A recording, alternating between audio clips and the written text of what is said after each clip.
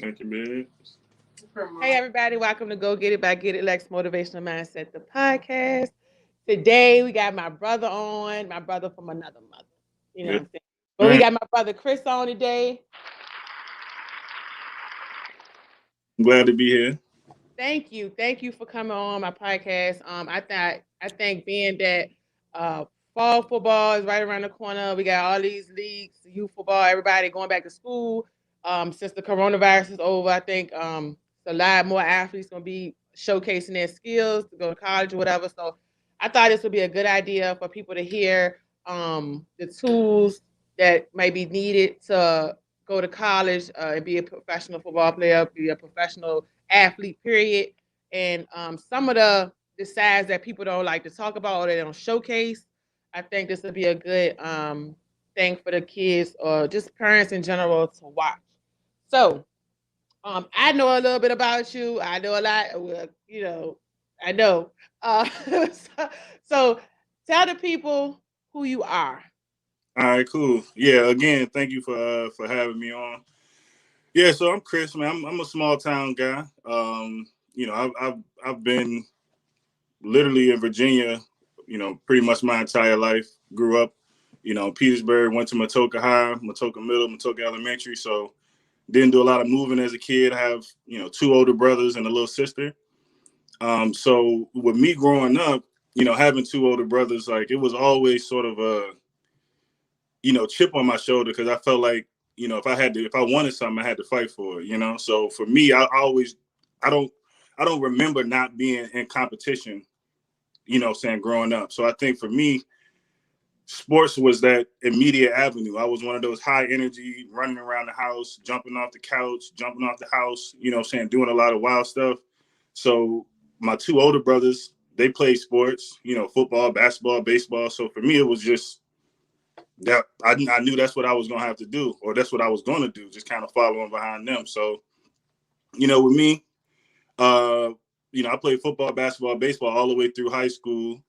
And my junior year in high school is when it sort of clicked for me. And I said, okay, I'm I probably can make a living doing this, you know what I mean? Just based on sort of like the accolades and how it came to me sort of naturally. So my senior year is when I really said, okay, I'm gonna play football in college and made that decision. And I ended up going to University of Virginia, playing 4 years there, and then had the opportunity to play in the league with the Jets for a year. So really, for me, like growing up, that was the goal. I want to play professional sports, whether it's football, whether it's basketball, whether it's baseball. I wanted to make it to that top epsilon, and just to say that I did. And I was able to do that. So for me, like athletically, I have no regrets. And I think that the story and the timeline and the trail to get there is important for like the younger people to know, because it's one of those things where it just doesn't come. You got to put in the work, but you got to know what it takes at the same time. So the beginning, when you um oh there you go. Now I'm When here. when you finally started sports um in school, what was the first one that was your go-to? Like, was it basketball, or you tried them as they came as the season? Oh yeah, no, I put the same amount of energy in all three. To be honest with you, I was better in baseball than basketball and football. Mm-hmm. So growing up in my neighborhood, like we always joke, we always used to compare like who neighborhood had the best athletes. So we had the people in my neighborhood that was hoopers. That was the top dudes on the high school team. We had people that was football players, top dudes on the football team. We had baseball players, top guy on the baseball team. So for me, we used to play neighborhood games all year round. If it was football season, we playing backyard football every weekend. No question, we out there. If it was basketball season, we playing basketball. So it was always sort of like when people play outside, like I was lacing them up like we was about to go game 7. It was competition every time I stepped outside the house. So, for me, I was putting the same amount of energy into whatever sport that I was playing, that it wasn't like I was just focusing on this, focusing on that. When the season changed, so did my mindset. And I just put all in, whether it's getting extra shots up on the basketball court, whether it's going to the gym with my older brother, working out, or whether it's playing like little wiffle ball in the backyard, during baseball season, so it was always sort of not knowing, because I'm thinking I'm just having fun. It was working on my game, what I mean? And it translated when I got, into high school, so I think it's just being conscious, but it was kind of unconscious for me because of the background that I had growing up. So so in the younger years in school, people don't really, I'm not saying the pressure is not that serious when it comes to academics.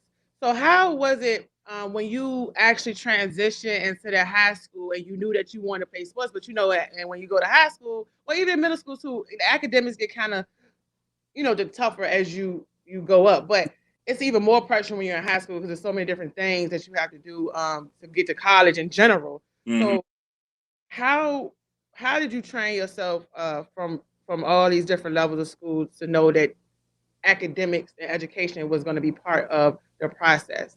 Yeah, no, that's a good question, and I'm gonna be real with you. My mom, like I said, my older brother, academically was the complete opposite of me. So I used to come home when it was report card day, and they used to put them in them little tan envelopes.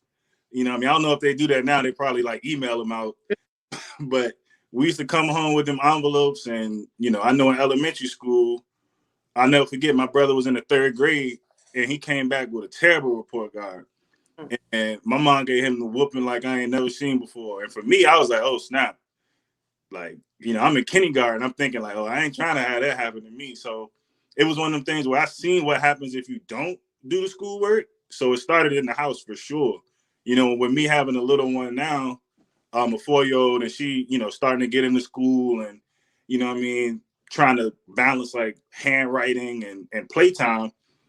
I want to enforce to her that, look, you got to put the same amount of effort into this schoolwork as you do playing with, the dollhouse or making easy bake oven brownies. Like without that academic background, I wouldn't be where I'm at today, first of all.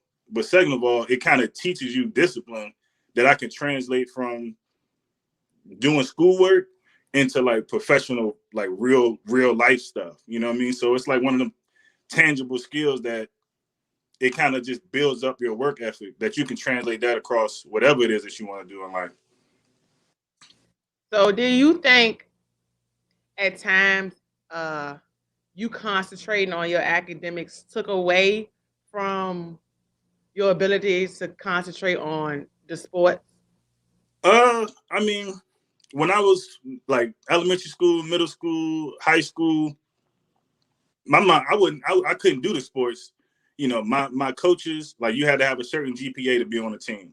So I knew right there the bar is set. Like, if I want to even play, I got to be a B student, period. Like, that's the only way I'm gonna get on the field. So no matter how much I loved the game and worked on it in the off season, out of school, I still had to perform in the classroom.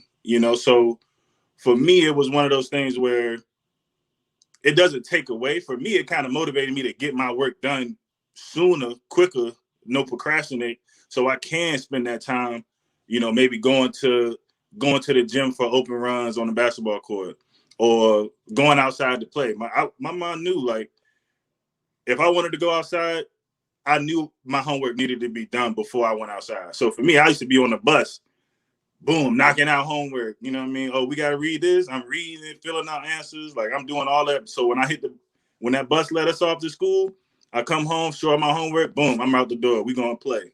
So for me, it kind of motivated me to get my work done because I had that foundation with my parents at the house let me know, like, you ain't doing nothing until this work get done. So it starts in the house for sure. So transitioning to high school, when you got to the high school sports arena, was there the better the better you get and the more people see your talent and you having to keep up, not slack, I would say. Yeah. Was it ever difficult for you to balance being a student, an athlete, and just a regular kid? Yeah, no, it's always gonna be pulls, you know what I mean? Whether it's, college coaches coming in to visit you, whether it's you got your girlfriend that's in the classroom next to you, you want to meet up with her in the middle of the class in the hallway, whether it's your friend skipping school, so you about to skip school with them. You know, it's always sort of temptations to do the wrong thing. Like that's never gonna change. You know what I'm saying? You always gonna be tempted to take the easy way out. You know, and for me, I surrounded myself around a close knit group of guys who I'm still cool with today. You know what I mean? From, like I said, them little league days, elementary school, all the way through now as grown men with kids and wives and all that. We still just as close as we was growing up, and we just don't let each other slack. And I think that the support system that I had, and knowing, you know, and vocalizing sort of my goals and what I was trying to get out of the playing these sports. Like I was like, look, Mom, you're not gonna pay for college. You know, I told her that coming out of middle school. I was like, man, I'm gonna earn me a scholarship doing something. You know what I mean? I'm gonna make this happen, because my mom was the first to go to college on, you know, out of her siblings. And, you know, it was one of the things where I knew that it would make her proud. So I knew I had to put in that work to make it happen. So I think the support system, you know, that I had growing up really just didn't allow me to fail, especially with something as easy as classroom work. Like if I'm gonna show up at 6:30, 7 o'clock in the morning, I might as well do the work. Like I'm not just gonna wake up every day just to come in here and half-ass it, you know. So, you know, I think you gotta have a good team, you gotta have a good support system. But at the end of the day, it all boils down to you and sort of what you're trying to get out of what you're doing. Exactly. Man, I wish I to be like, I really wish that like Elaine, she stuck to it, like as far as the academic part and like, you know, being an athlete and everything. But I really wish I had that mentality back then. Like I swear, you know, high school days was, yeah, it was it. But Matoaca always had, when we played against them, like they always had a lot of talent. Mm-hmm. So with that, you as you played more and you expanded and you started playing people around Richmond outside of your area, was there ever a time where you encountered competition that made you question your ability? Never. I mean, to be honest with you, I don't know anybody that's more competitive than me. You know, I definitely respect other people's game, but when it comes to the work that I was putting in and sort of like what I did to get in this position, you know what I mean? My sophomore year, you know, a lot of people, you know, just trying to get their feet wet in varsity or trying to do this. My sophomore year, I was the player of the year in football for my district. You know what I mean? So it wasn't like, oh, I need to wait my turn. It was like, look, I'm here.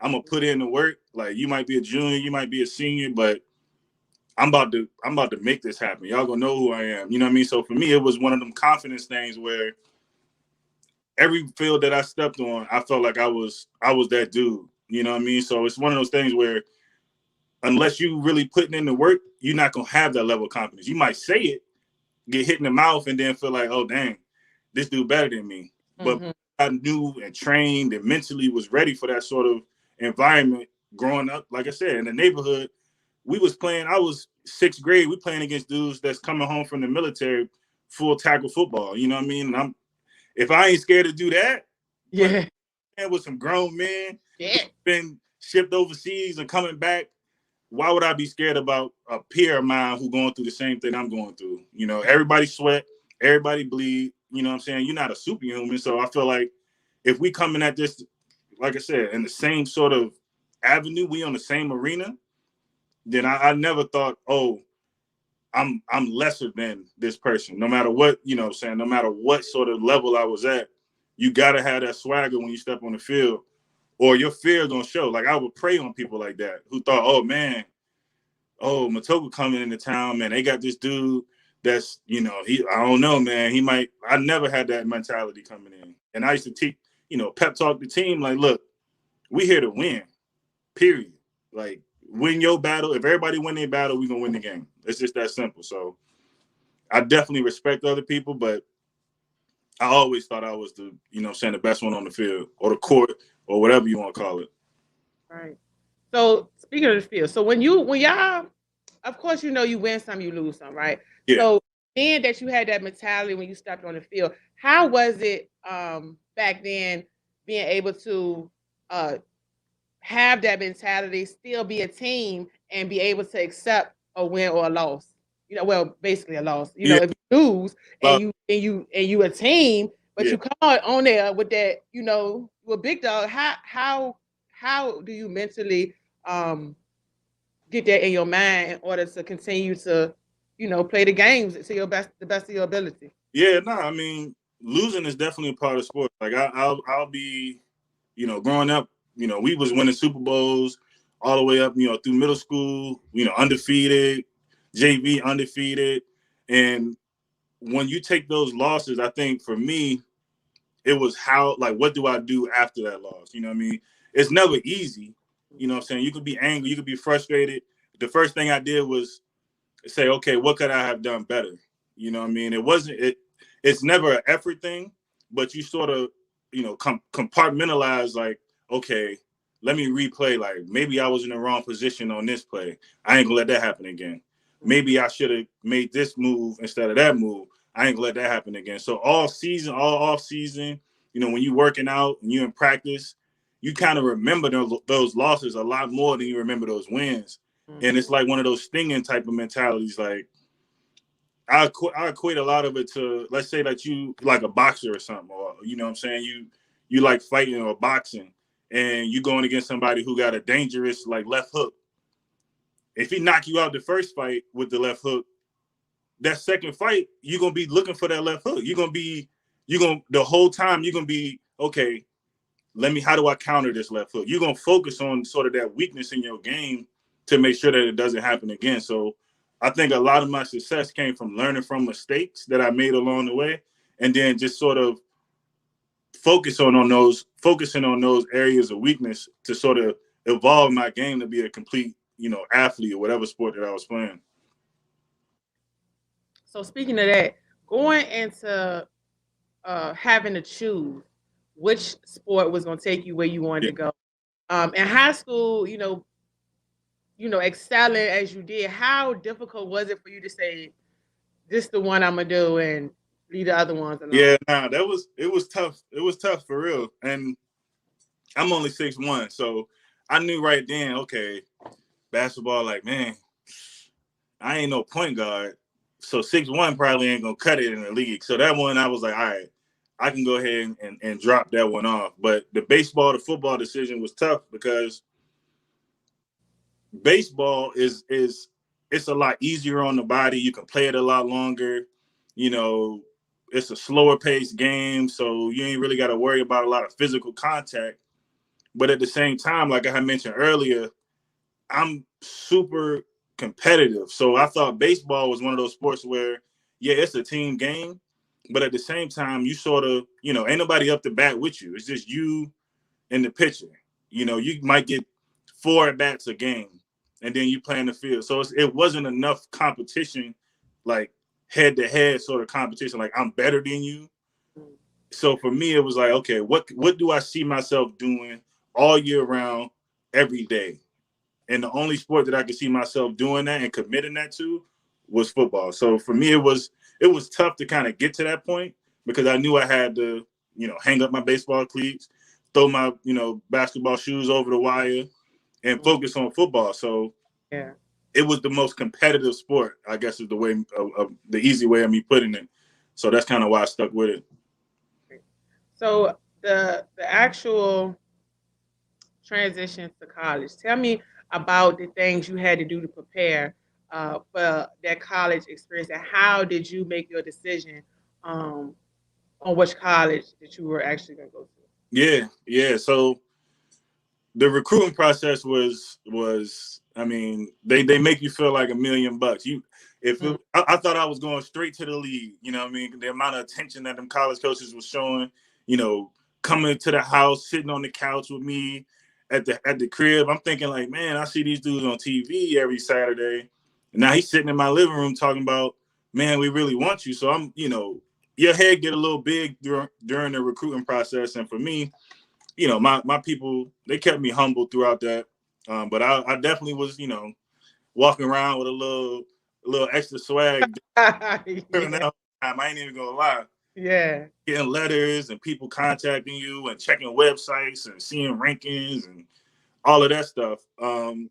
But the transition for me, like when I started taking college visits and going to Maryland, going to Tech, going to UVA, going to Wake, going to North Carolina, like it really is like an eye-opening experience for real because, you know, playing at Matoaca in front of, let's call it 4,000 people, and then going to watch a game at UVA with 60,000 people, it changes the game completely. You know what I mean? Like, I used to think the high school games was jumping. Like, you'll look, be like, man, this game is packed. Like, damn, people standing up on the gate. You see it? Like, you know what I mean? You'll be thinking everybody watching you. Yeah. Like, going into those games, sitting in the stands and watching, 60,000 eyes focused on one player. The ball go in the air, it's one receiver running, everybody holding their breath. You catch it, I'm saying, the crowd go crazy. Like that, it was sort of like a drug for me. Mm-hmm. And I said, oh man, I gotta do this. So when I got back home, I was in the gym.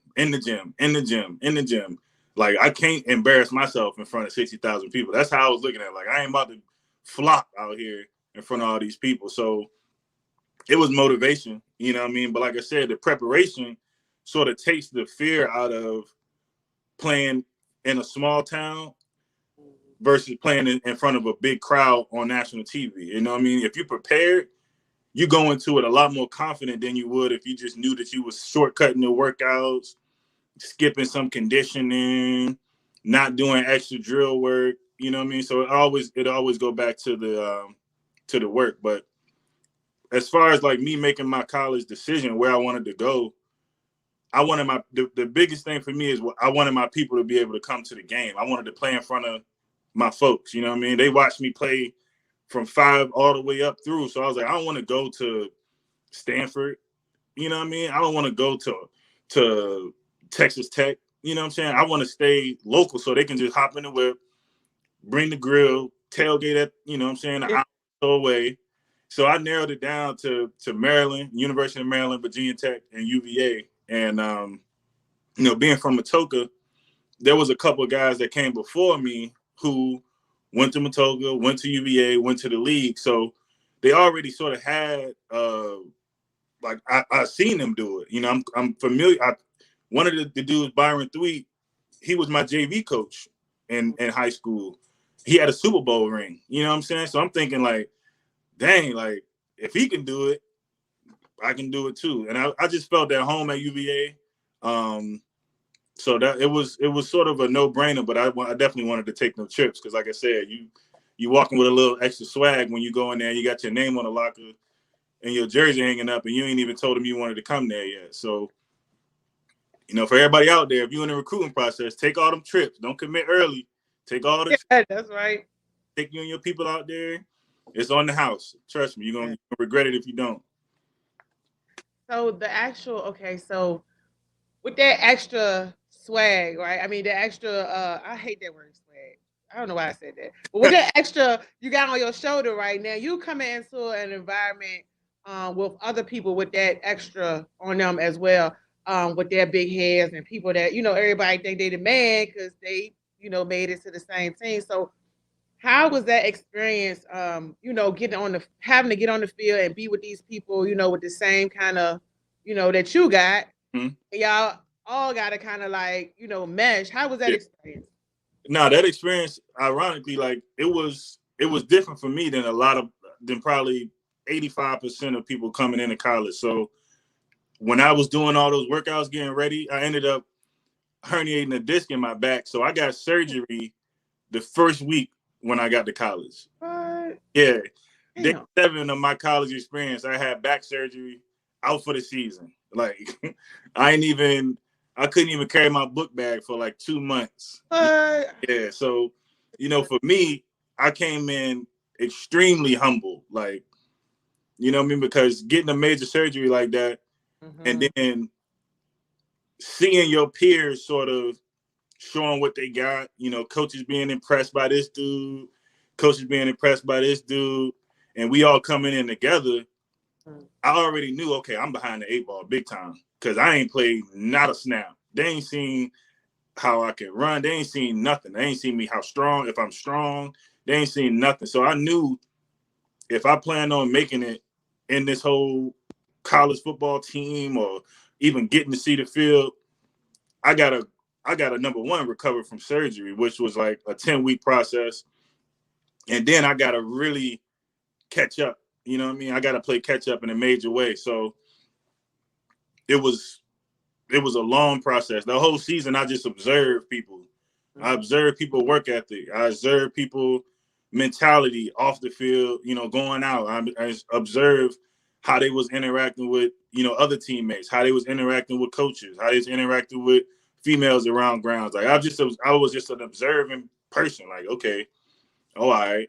And luckily for me, Chris Long, who ended up getting drafted second overall after my first year, I got to see sort of what the top of the top, like what it takes to be like.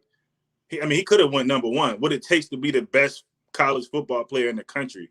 I seen that firsthand, and I knew, okay, I can do that. You know what I mean? I can put in that work. Like, you won't see him out, you know what I'm saying, stumbling around campus or ground, well, we call it grounds at UVA, but you ain't see him stumbling around at 3 a.m.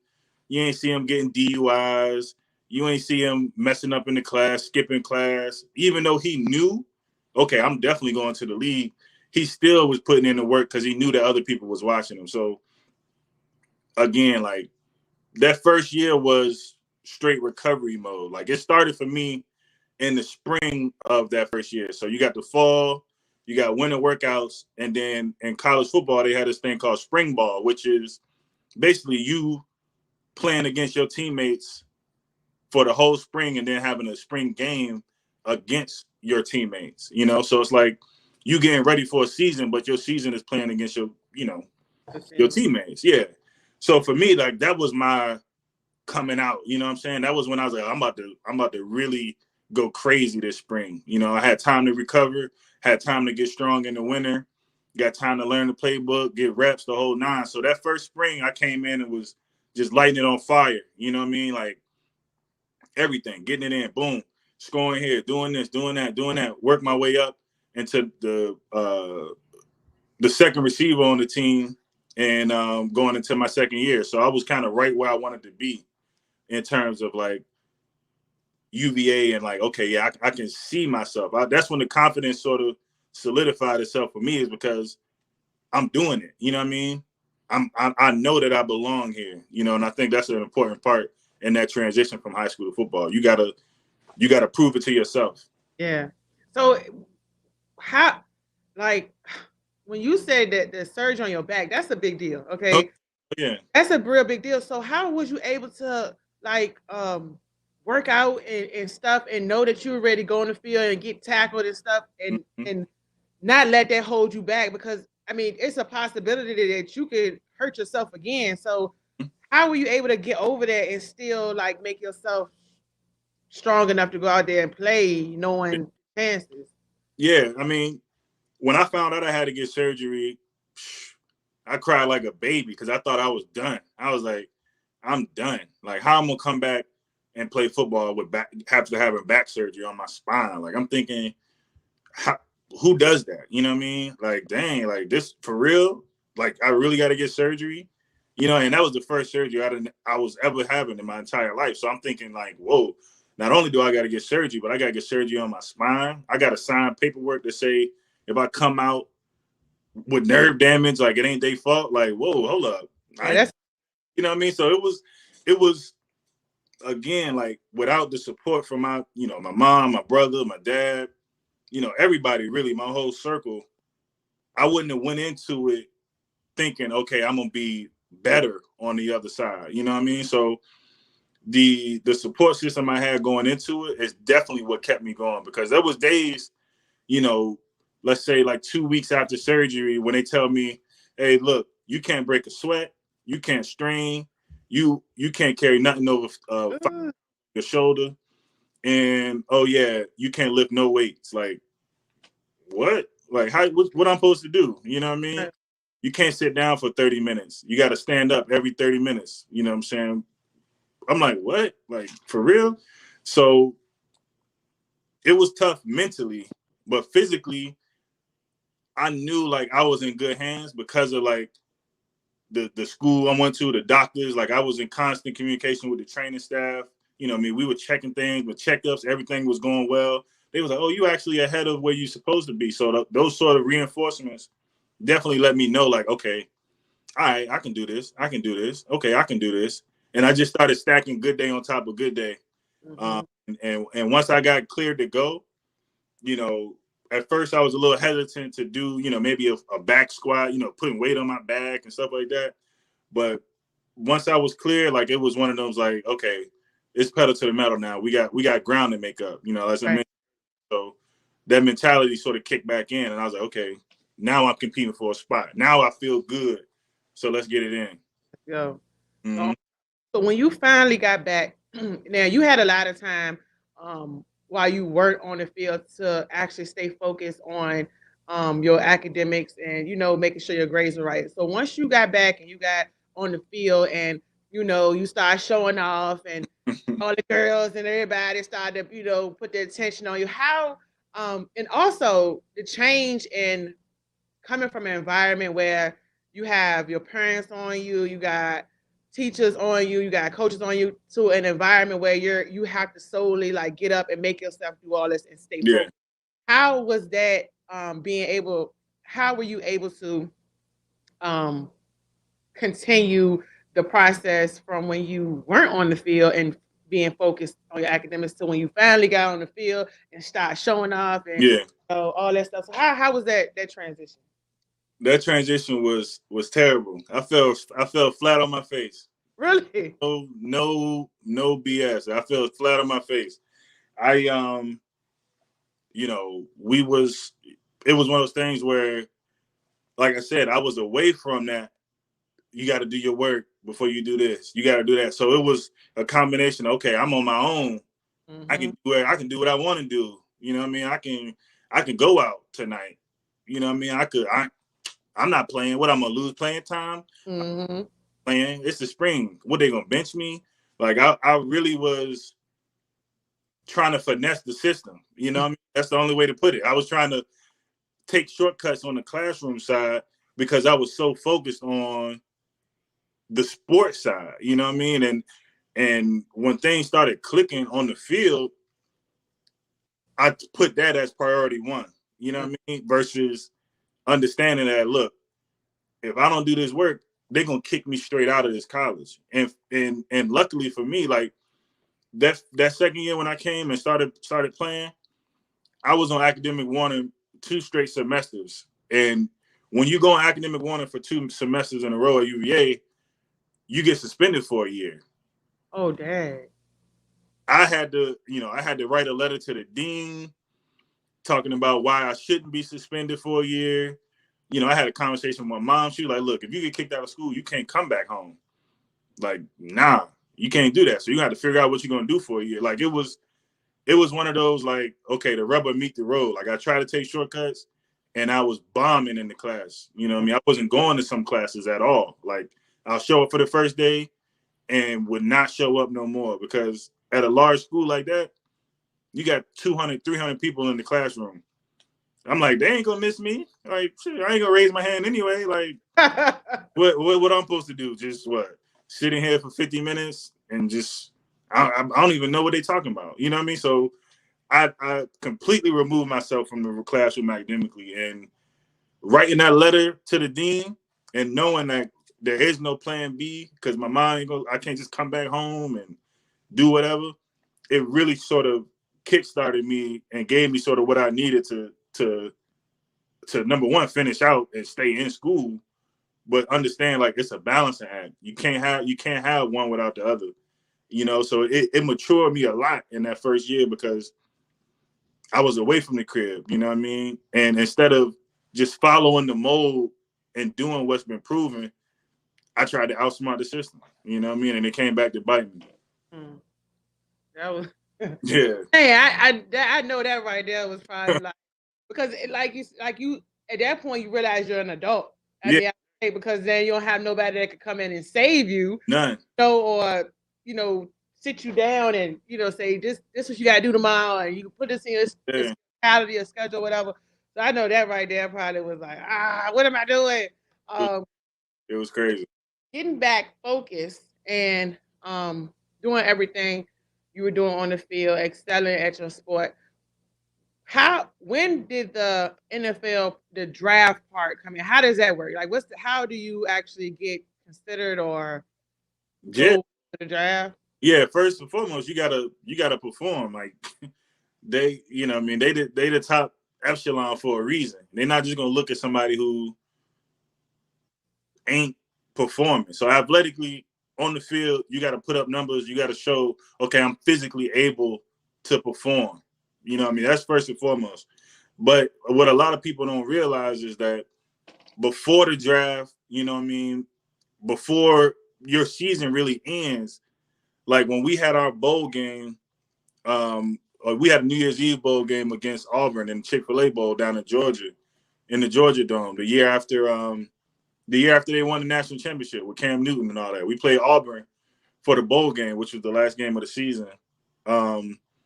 And I talked to the Bengals before the game. I talked to the Ravens before the game. And they was like, hey, man, look, we basically show us what you got. Like, we here. We want to see what you can do. We looking at you.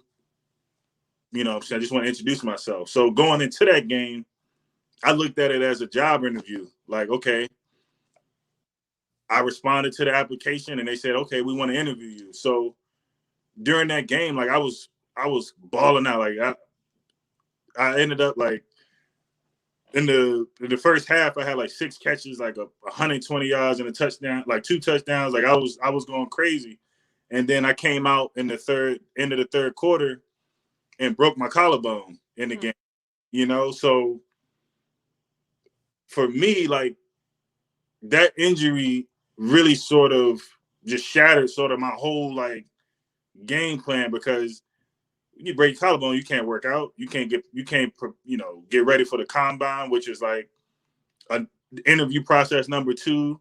I couldn't participate in that. When it came to pro day, which is like interview number 3, I had to do like an abbreviated version of that, so I knew, man, I'm behind the 8 ball again. So for me, I didn't get drafted on draft night, which was devastating, because I thought, okay, yeah, somebody gonna pick me up. Like, I had a beast career, I know I can perform. Somebody gonna pick me up.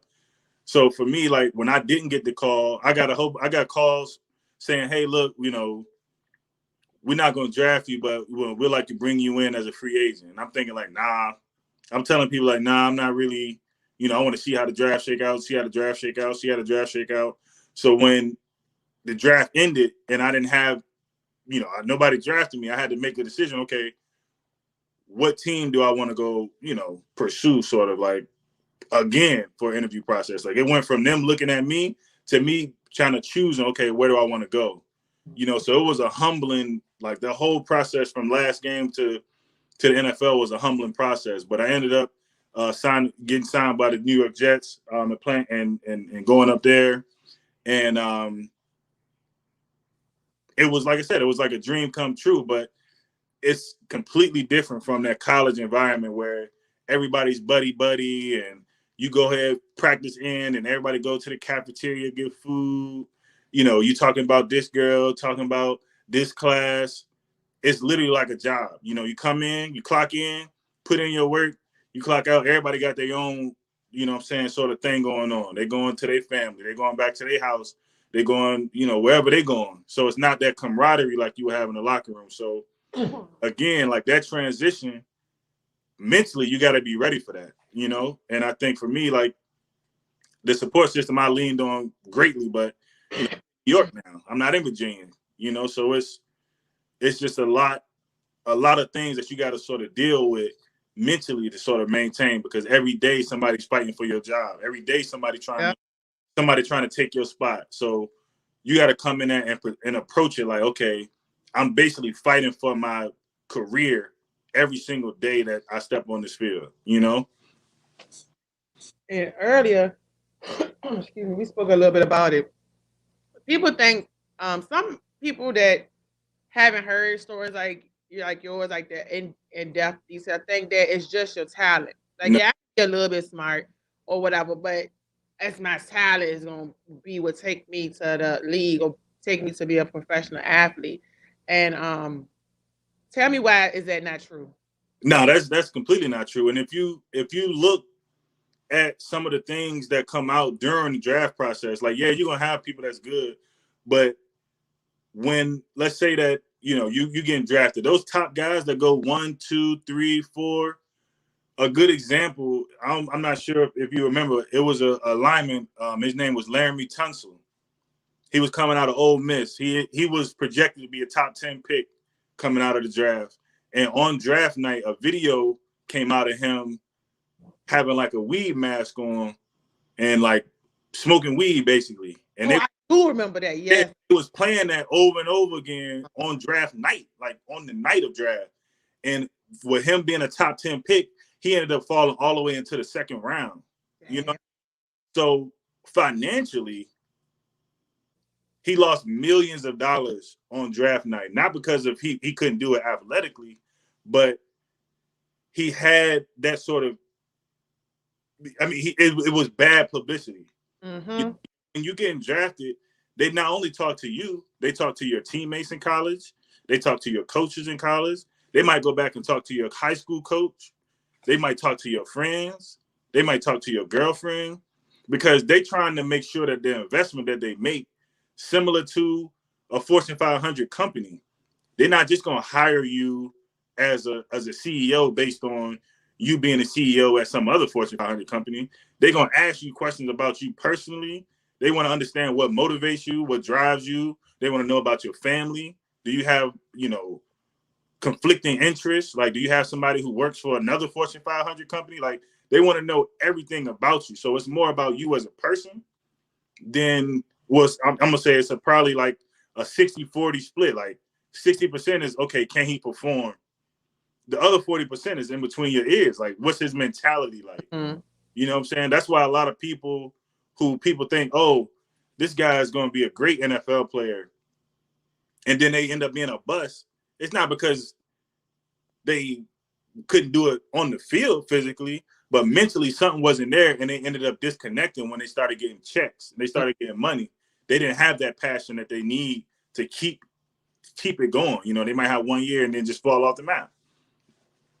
So I definitely, I mean, and anybody who went through the process will tell you, like, a lot of it is based on who you are as a person versus your athletic ability.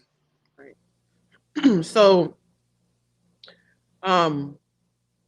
after you made your choice to go there, was it hard to not?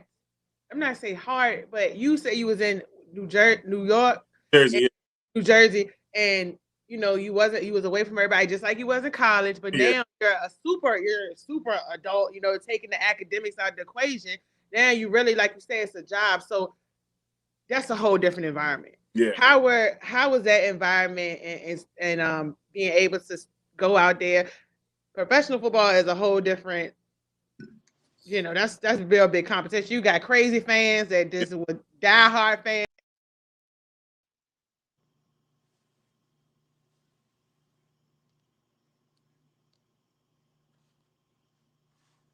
I think I lost you. Sorry, it does that sometimes. Oh, wow. That was cool. Oh, wow. Yeah.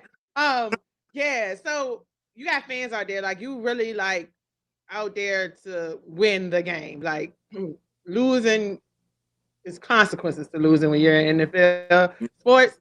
So how were you able to change over into that? Were you able to develop those relationships like with the players, and be able to have them as your support, the people that have been there longer than you? Yeah, no, it's definitely you got to have somebody who you can talk to, because you're not the only one. For me coming in, it was Stephen Hill was another receiver who they drafted during the draft.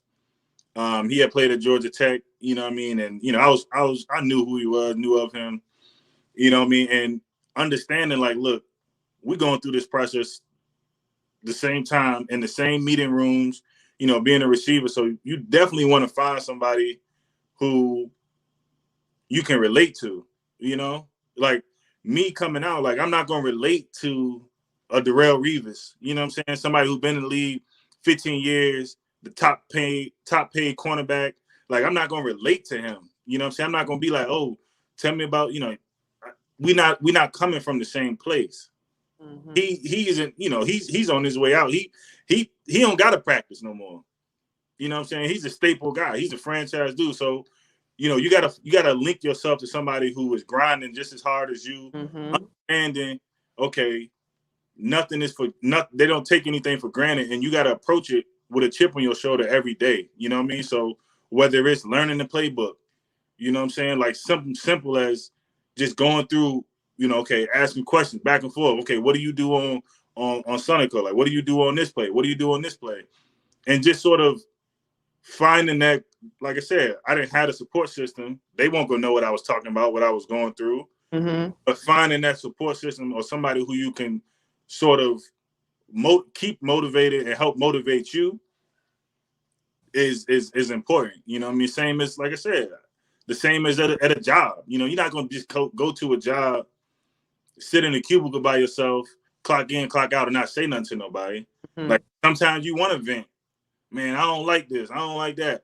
Oh, this is cool. I like this. I like that. You know what I mean? Which is why they have sort of like kickball leagues and, you know, team outings. Like they want you to feel comfortable because that's how they get the most production out of you. So, you know, they're not going to sit here and say, Kris, you should talk to this dude because they're not going to point you in that right direction. You just sort of have to understand you're not the only one going through it, and you can have the tough shell on the outside, like, yeah, I'm good. I know what I'm doing. I know what I'm doing. But at some point, you got to come back to reality and say, okay, look, man, I'm struggling with this. Like, are you struggling with this? All right, yeah, let's go through this a little bit. Let's understand this playbook because, man, it's a bunch of stuff I don't understand. Oh yeah, me too, man. I was thinking like, damn, I'm the only one. You know what I mean? You got to have those sort of. Right. Exactly.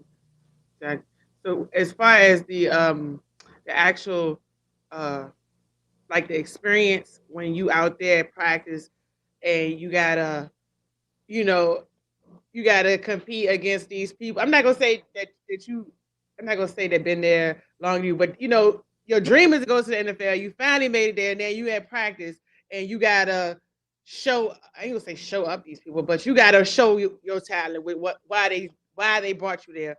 Was that any different than you doing it in college? Like as far as you coming on the field with that, you know, that I'm the man. Oh, yeah, nah, you definitely I definitely still had that same swag walking on the field, but yeah, the level of competition is way higher. You know what I'm saying? Like in college, you know, the how I look at it in high school, you probably got one or two dudes that's top tier, like going to college, going to be good in college on each team.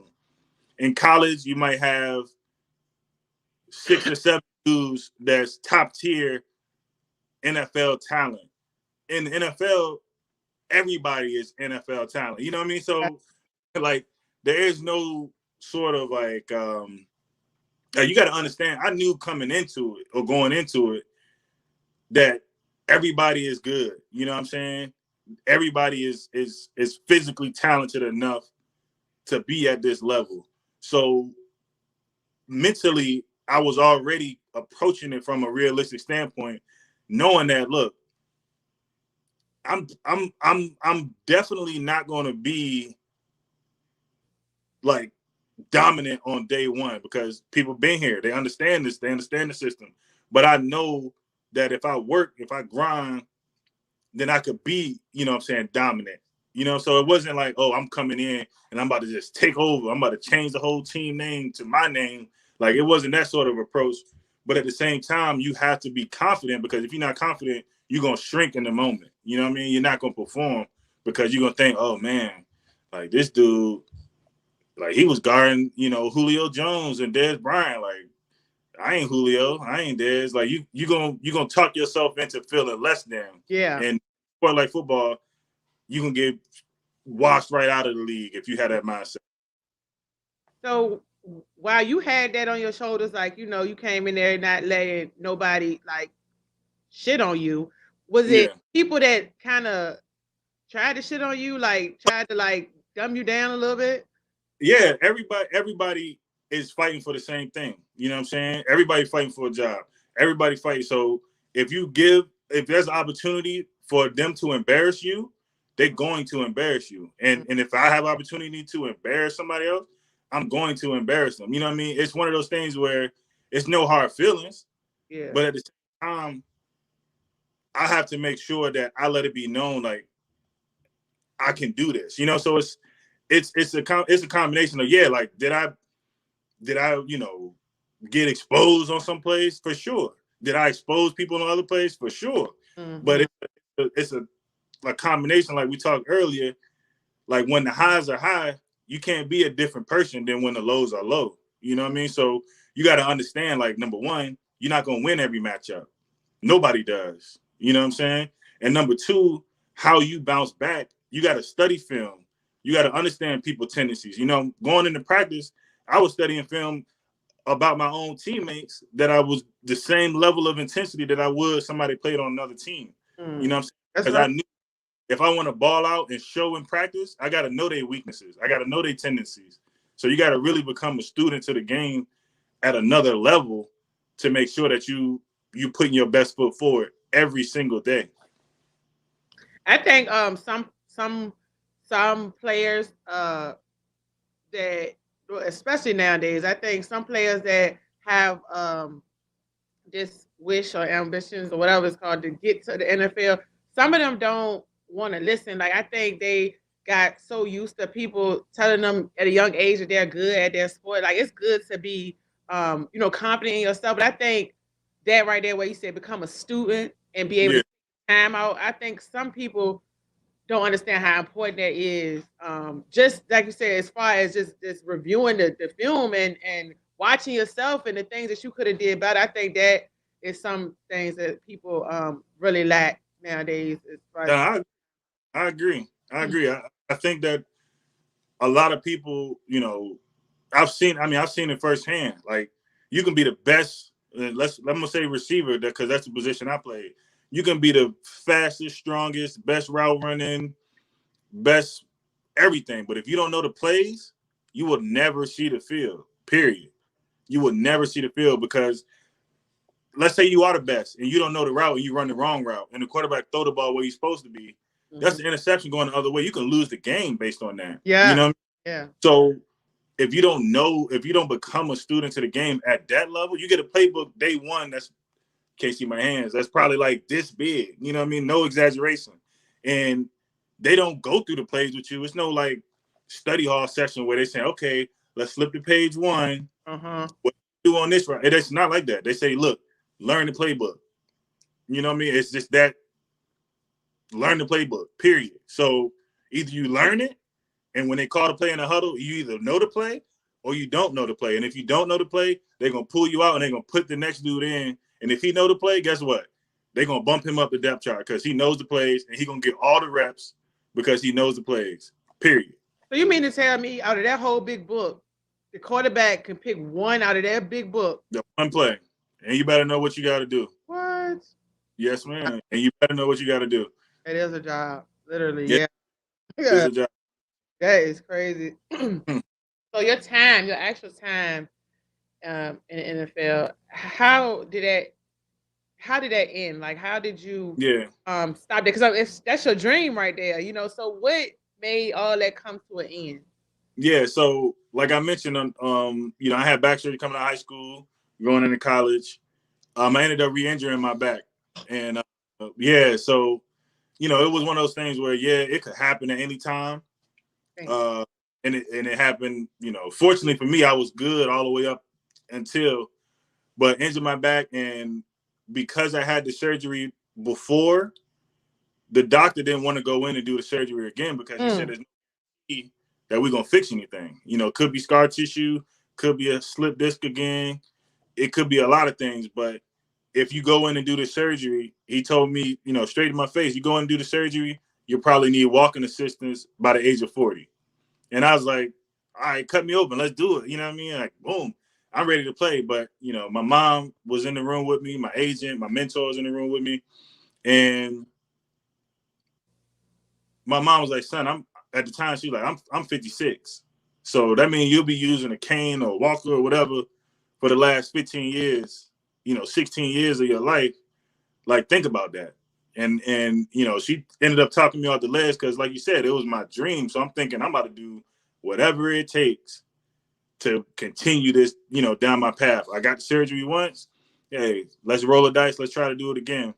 But, you know, they talked me out of it. And I think, you know, longevity wise, it was definitely the smarter decision. Now that I got a little one, got another one on the way, like I want to be able to run around with them. You know what I mean?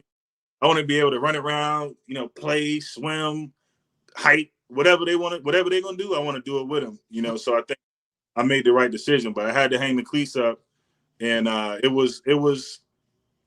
it definitely changed me as a person, you know, just because like that was all, like anybody who knew me from the hometown knew me as playing sports, that a football player, like that was it. So now, you know, I'm sitting there hanging the cleats up. I'm thinking, okay, well, damn, who am I now? Like, you know what I mean? And you know, that process was, I did a lot of maturing in that process, you know, and I think if we, you know, that's probably the most important sort of phase of like the conversation that we're having right now is what do you do after sports? What is life like after sports? And I've seen a lot. When I say a lot, I mean a whole lot. And I'm sure it's been in, you know, a lot of them been in the news. But when people retire or stop playing, you know, whether it's high school, college, NFL, they literally fall. It's like they fall off a cliff. You know what I'm saying? They get hooked on something. They, you know, living on the street. Like a good example that was publicly out there is like a Delonte West who used to play in Cleveland. Like, who would have ever thought that dude would be homeless on the street? Who would have who would think that? Nobody would think that. You know what I mean? But it happens more times than not. You know what I mean? And that's the sad sort of part of the whole thing, is because I know people personally, you know, who is affected in that way. And, you know, rest in peace to my close friend Meyer. His funeral was just this past week. And, you know, he just passed away you know, at 31, 32. Like, it's one of those things where if you don't, you know, I'm going to put this out there for everybody. If you don't feel like you in a healthy place mentally, like, get somebody to talk to, because you're not the only one going through it. And it's not something that you can't overcome. But if you just sort of keep it all bottled inside, you know, keep replaying, like, I could have did this, I should have did this, it's going to bring you down into a dark place. And it's hard to get out of that, you know what I mean, once you get in there. Kris, hold on for 1 second. I got to open the door for kids.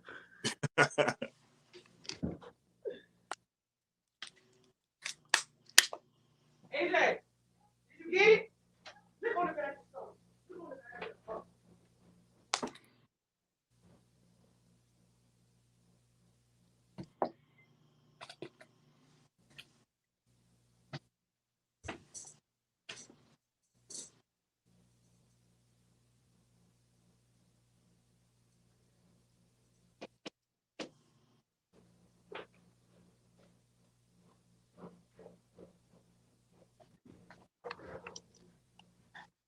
I'm sorry. Sometimes this thing happen.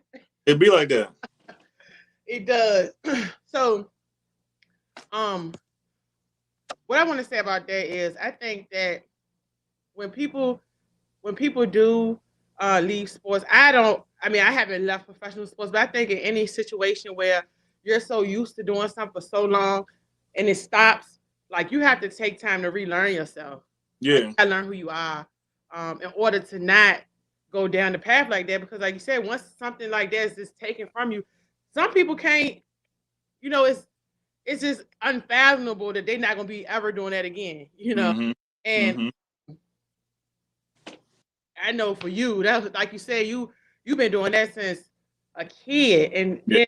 then like a major injury like that to happen again, and totally take away the possibility of you doing Mm-hmm. like that. Like, it's not like they kicked you out.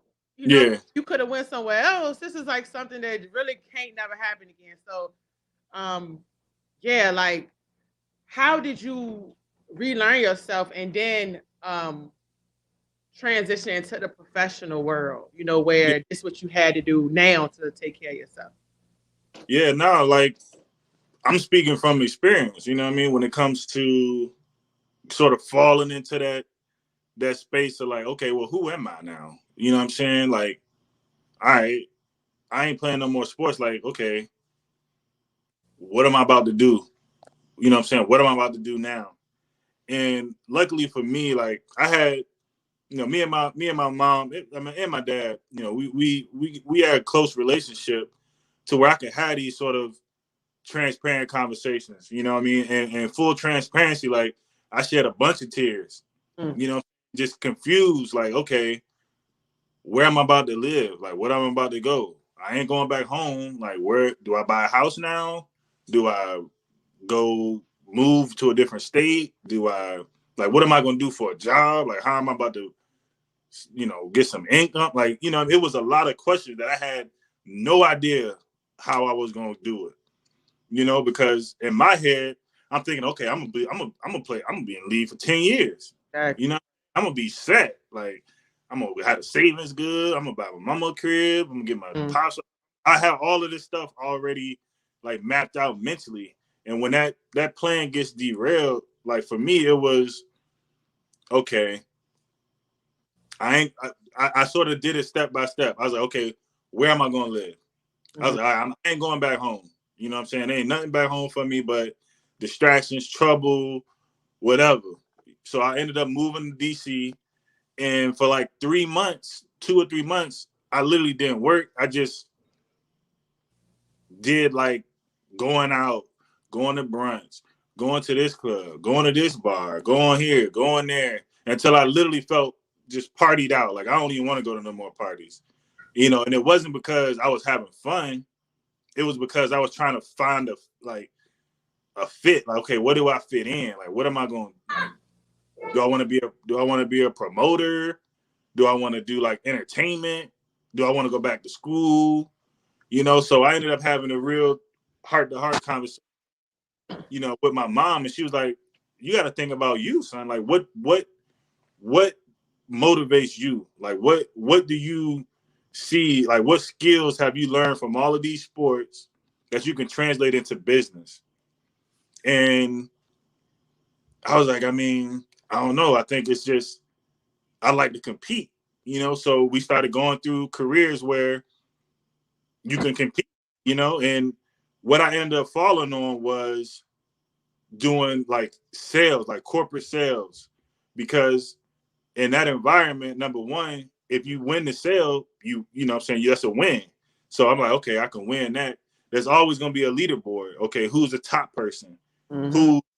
Who's the bottom person? You know what I'm saying? There's a ranking, so I can compare myself numbers. Okay, who's doing the most? Who's balling out the most? Who's working the hardest? Working hard and competing. I've been doing that my whole life, so I felt like it was a smooth transition into a sales role because I can compete and they not even know I'm competing. Mm-hmm. I could look at the leaderboard every single day and see what's going on and say, all right, I'm about to beat him. And not even say that to nobody. Just in my head, know that motivates me, to drive to this appointment, to make this phone call. And on top of that, I can dictate how much revenue, like how much commission, how much money I'm bringing in based on hard work. I'm thinking, okay, I can get paid just by working hard.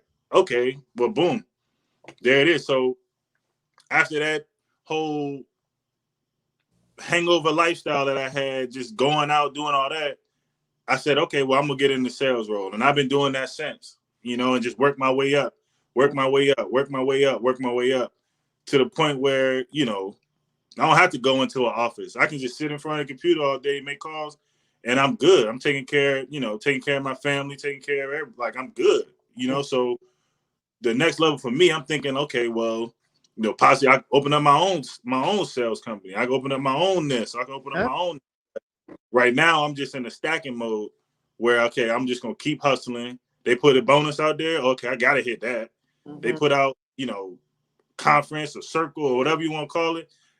They paying for trips for making. Oh, we gotta go there. You know, so I'm competing with myself now more than anything, knowing that, you know, I got, you know, a lot of outside motivators on top of my self motivation, sort of pushing me on a daily to get it done. And I think what's really, really a big deal that I want to highlight is that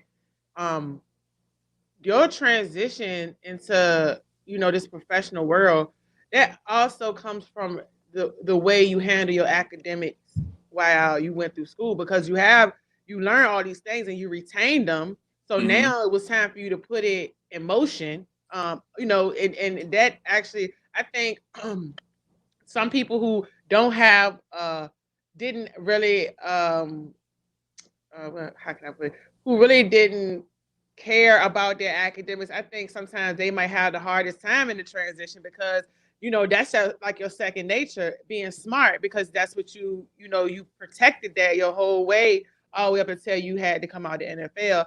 So I think with the kids and the people and whoever want to go, you know, who want to excel and actually take it to the NFL, professional football, I mean, basketball, baseball, whatever, like, that is a key thing, that you not to just get through it, you know, not to just speed through school to, you know, say, okay, I did it. I had to, you know, for my GPA and for my SATs, I did it. But I think to actually retain it and nurture it throughout the whole way to be able to do stuff like that. Because even if you still was playing football and you wanted to, you know, open up a business and do business, but you already have that in your mind. You know, you have the financial part, but you'll still be able to have the literal what is it called? Tell me what it's called, because you know what is it? You said literate. What you about to say? Literacy? That's it. See, yeah, that's what I meant. So you have all that as on top of the financial part from the sport. So I think future athletes that's watching this and that are going to watch this, needed to hear that come from you, because you actually went through all those phases and you were able to now, you know, get money and be happy and I'm sure you would have still wanted to be in the NFL, of course, but not. It doesn't matter now, because you are still, you know, fulfilling what you want to do. So actually, what you doing when you jumped into what you're doing now, was it like a first try and you grasped the thing, or you had to like go from different places and see where you wanted to actually be? Yeah, no, I had to, you know, I sort of dipped my toe in there, you know what I'm saying? Well, my first job was like, okay, can I do this? That was my first thing. I had to, like I said, I had to prove to myself, okay, can I go from somebody not knowing what it is that I'm talking to them about to them buying something from me? You know what I'm saying? Like basic fundamentals, like, can I sell something? And I think, you know, being personable, like having a personality and just being open is something that for me, I always did. Like I was the, you know, when in college, I was the team, you know, whenever they had like interviews or team spokesperson, like I was doing all of those sort of, you know, interviews with the news and all that stuff. So I was comfortable sort of talking about what it is that we was doing, you know, me personally, the team. So I didn't have a problem sort of speaking confidently to a crowd, you know, and a lot of times in sales, that's what you're doing. You're talking to the owner and the COO, the CFO, and you're trying to make them understand, like, look, you need what it is that I'm sitting here meeting with you about. You know, so for me, it was definitely a dip in the toe in. But once I saw sort of my peers, like I said, it come back to the competition. once I saw some of the peers who I thought, okay, this dude ain't better than me, but he making more. He made more than me. Like, oh no, I can't let that happen. So I just started comparing myself to others and like how their success and what they were doing, and just asking them, okay, man, what are you doing? How do you do this? And I just became a student instead of studying the playbook and how they tendencies. I started studying my peers and being like, okay, what's working for you, and sort of molding that into my own game. And I've done that all the way through. You know, and instead of, like I said, trying to reinvent the wheel that burned me in college, I take other people's success stories and mold it into my own to make sure that I keep elevating. That's right. That's right. So what now? What now keeps you motivated to keep climbing the ladder? I know you got, of course, Kayon and the new Yeah, baby, but what other things keep you motivated as far as reaching your new goals for the future? yeah. Well, I mean, yeah, outside. So, you know, Kayana obviously is a motivator. Um, we got a little one in the oven now, so that's another motivator. But, you know, I think the partnership that me and Elaine have right now, I can't see myself really letting off the gas pedal. Not because we're going to be in some sort of dire situation, but it's because I see sort of the work that she put in, you know, and I see the effort that's going across. It's like, it's one of those things where it's like, look, if we on a canoe and she paddling it super hard, I'm not just gonna sit back and just let the boat just go. Like, we both about to paddle super hard because we're gonna get to our destination faster if we both keep each other going. So I think for me in this point in my life right now, having that motivating factor that's genuine. Like, I genuinely want what's best for her, and I know she genuinely wants what's best for me. We support each other in pretty much every facet of the daily structure, whether it's, all right, we're gonna hit the gym in the morning at 5:30, 6 o'clock. If she says she wanna go, I'm gonna wake her up. We going. 5:30? I mean, maybe not now. She be sleeping in a little bit. Yeah, now I know now, but that's what Yeah. I usually go at that early in the morning. We go. I mean, I be going every day in the morning. On a schedule like that. But it's one of those things. Like, if I see her going up and she about to go to the gym, I ain't about to just sit here and watch TV. Going to the gym. Right. If she's going to the gym, she might not feel like going to the gym, but you going to the gym? Yeah, all right, I'm coming with you. You know, so it's one of those things where you got to have a support system. Like I said, your friends, your clique, whatever you want to call it, they can motivate you, but your partner is probably the most motivating factor that you can have, because they with you on a daily. Yeah. They go I'm not gonna cry to my friends about an issue with court or something. I'm not gonna, you know what I'm saying? I'm not gonna whine about, you know, some of the little stuff with Kayana to my friends. You know what I'm saying? They got their own life they got to worry about. You know, so I think having that partnership has been critical for me, and I hope, you know, I'm just as impactful for her in terms of keeping her motivated. Because, like I said, once this little one come, it's just adding, you know, some seasoning on top of the entree. Yeah. You know, already baked. You know, we just got to keep it going. That's right. That's right. That, like you said, that's even more. I mean, you know, a whole baby is. Yeah. Woo, whole baby! I can't wait. I'm so excited. I am so excited because it's happening. Who you telling? Oh, I'm so excited. I am so excited. I gotta go. I gotta make the runners for the table in a minute. Well, next week. I'm gonna do it next week. Yeah. Pull up to the shower. Yeah, man, that ain't gonna be jumping. No. Yeah. Baby shower gonna be lit. Yeah. I'm so excited. But yes, congratulations. I know you're already a wonderful father. I know you're gonna be awesome to gosh, I was always ready to slip up and say it. I'm glad I so Go ahead. I know I know you're look now I gotta take the word slow now. You're already a great father to Kayana, and I know you're gonna be a great father to the new baby. Yes, I got it out. Go ahead. I almost slipped up, man. Damn it. But nevertheless, is there anything that we didn't talk about that you want to stress as far as kids, college students, anybody that's aspiring to be in a professional sport? Yeah, no, I think the most important thing I would say to like kids, especially, it's different now than when we grew up. You know what I mean? There's a lot more distractions, I feel like, out there, you know, whether it's Fortnite, whether it's Instagram, whether it's TikTok, like there's a bunch of stuff. You know, I find myself just scrolling for 30, 40 minutes. I'm like, I can't get that time back. Right. What am I?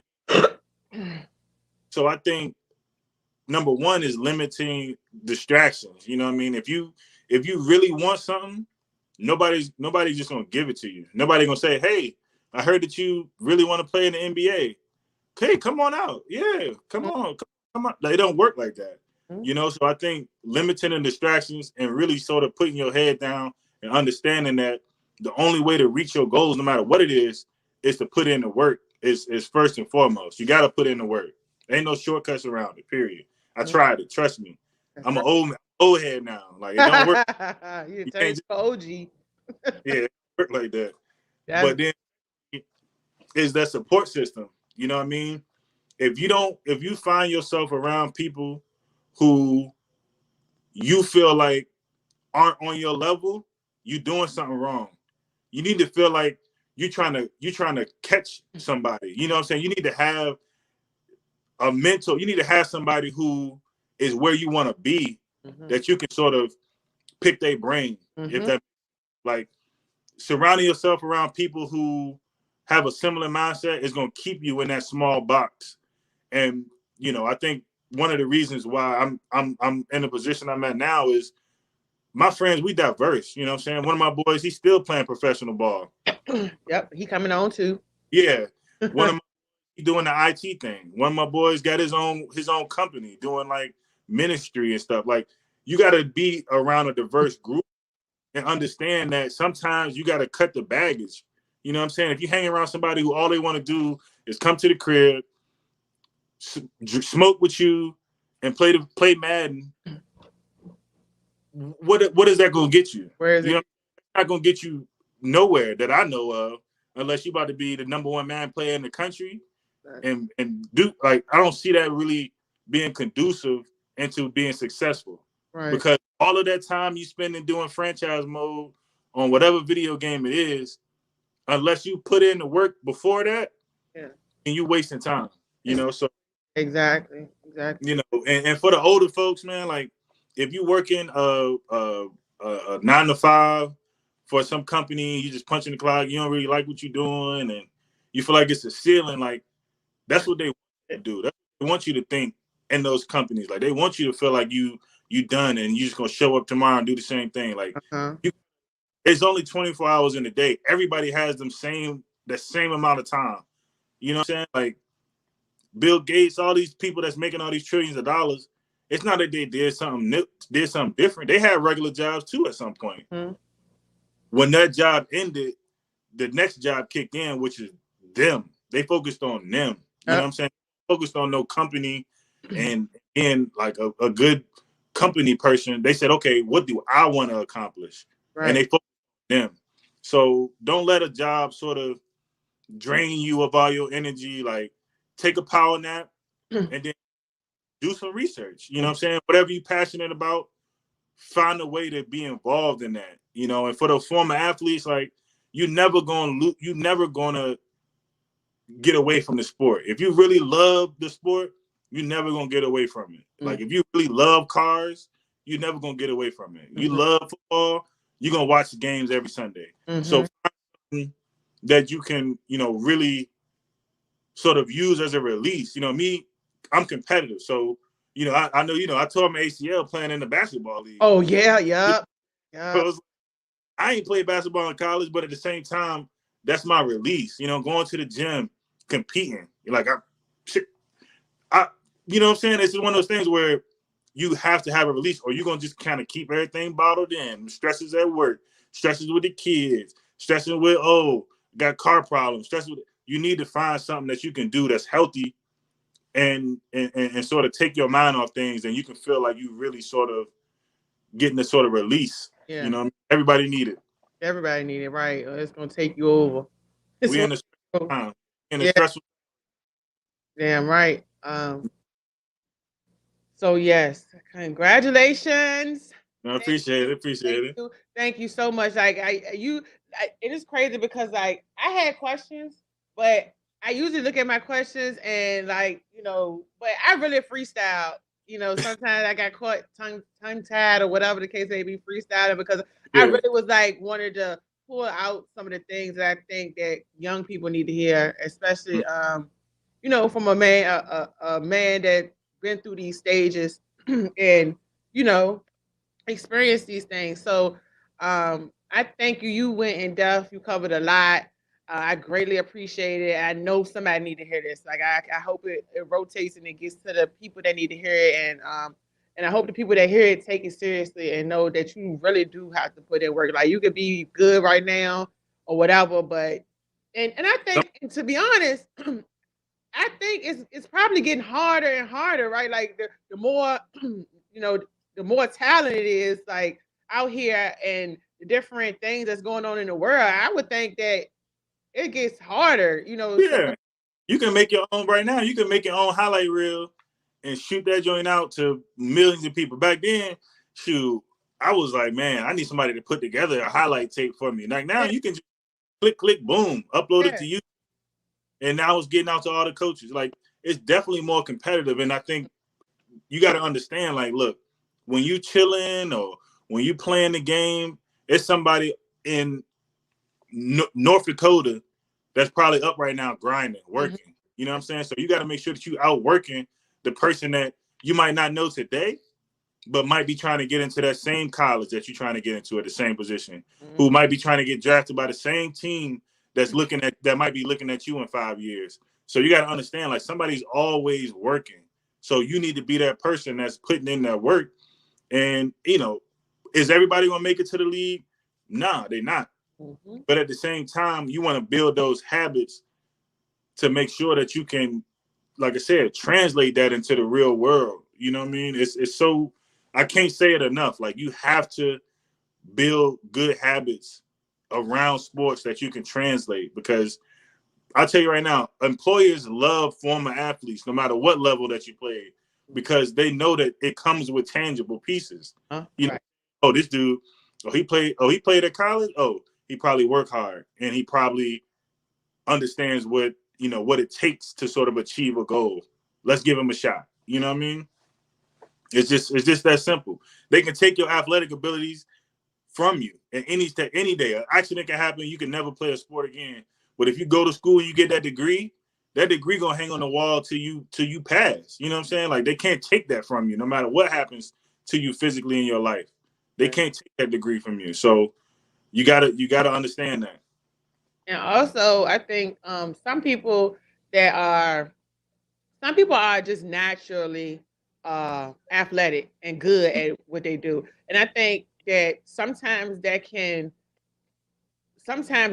cause people to slack on them perfecting, and they don't think they need to perfect or train or get better. I think that sometimes people are boosted, or people talk about somebody so much that they don't feel like they have to continue to work on their self and their abilities. And I think that people need to really know that, yeah, you might be naturally gifted with some talent, but you have to perfect your talent to be able to move to the next levels. Like I think some people got to put their pride aside and kind of, humble themselves sometimes. Because I see it a lot. Like I see on YouTube, I see a lot of kids, that are good, and because they had the option to make the tapes and get their stuff out there, that that now they're at a point where they think they're so good that can't nobody else beat them, or it's nothing for them to work on. But they just got to know, like, I think it's just going to have to always be constant, where you working on yourself and perfecting your craft, or perfecting your skills and your abilities, and also in order to stay healthy and not get injured so much. Yeah. You can't not stay away from injuries, but sometimes you got to work, get yourself strong so that you ain't out there snapping a damn elbow and leg every chance you step on the field. Every time you step on the field. That's a fact. Yeah, I do. I see it like when I go to HA games and stuff, it's a lot of kids out there that be, I don't know what they do on their spare time, but a lot of people talk about them because they just naturally talented, Mm-hmm. but the people who gonna see this, I just want them to know that, that is something that you have to do as well. For sure. Your skill level. But again, thank you for coming on my podcast. I greatly appreciate it. I had the people, I had it up there Monday talking about, yeah, I know you're coming on. I was rotating it all over the place. I had people were sharing it. I was like, oh Lord, I had the wrong date up there. But yes, thank you. I appreciate your time. Congratulations on my new Go ahead. What was it? what on my new the newest baby to come into the family. Right. Congratulations. Yes, I greatly appreciate y'all. And thank you are awesome for my sister, and I'm so excited for y'all future. Yeah.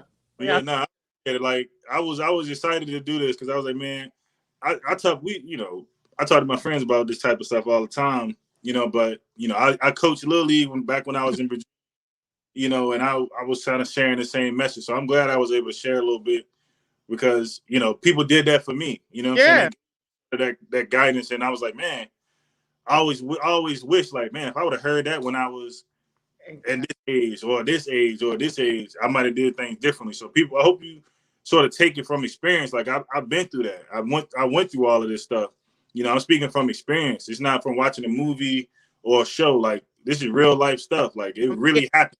Yeah, and you gave insight on every part of it, and that's what I really like because you talked about the parts that people that everybody like the transition from being middle school, elementary, whatever it is, to high school, to college, to the NFL, and people going to college now, packing it up, going to school for sports. They need to hear this, as far as them, especially them going there and them being by themselves and have to really it's a lot. Take care of themselves, you know what I'm saying? Yeah. So I really do. Like I said, I hope this gets to where it needs to be, and it makes a difference in somebody's life. Of course. I appreciate you having me. If you need something else, if somebody want to reach out that's dealing with something, just hit me up. Like I got nothing but time for those sort of conversations. So just let me know. Yeah. And continue success on the podcast. You definitely got. If I can support in another way or any way, just let me know. I'm always here. Of course, thank you. And I get. No, you ain't come on Friday. Damn, I'm gonna be my schedule all messed up. Yes, okay. So, my baby sister come on Friday, and I'm excited about that because I get to see. I'm excited about that too. Oh yeah. So yay! But yeah, all right, we ready to go. All right. I appreciate y'all. I held you up enough now. She probably downstairs eating up the whole refrigerator. So, thank you. Appreciate you.